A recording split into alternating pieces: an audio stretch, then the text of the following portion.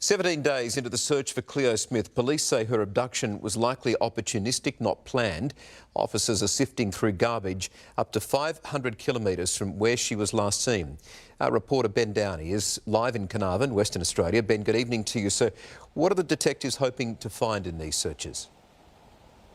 Yeah, good evening, Michael. Well, they're looking for the first physical trace of Cleo Smith that still evades the Detective of Police Task Force radio, which has been set up to find the missing 4-year-old. So far, they're yet to find a footprint, let alone an item of clothing or her sleeping bag that's been left out in the area. And these methods, alternative methods of policing, like forensically searching through rubbish, are becoming more important because police have recently revealed that there are several routes a potential abductor could have taken from Carnarvon to that Blowholes campsite that doesn't pass by any CCTV cameras, which means conventional policing is not going to cut it if we're going to find Cleo.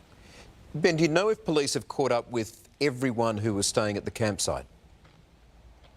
Yeah, so they are pretty confident. They can't be 100%, but they're pretty confident they've caught up with everyone that was staying at the campsite. There's a list just north of around 100 people that they're making their way through, crossing them out of suspicion and moving the way through. But the problem exists with people that weren't just staying there, but could have potentially visited while Cleo was staying there. That list is around 380 names, and it's taking much more time and resources to work through that list. And still, obviously, the person who was seen driving a car late at night on the night Cleo disappeared on a Northwest Coast highway is still evading police, and they're still asking that person to come forward.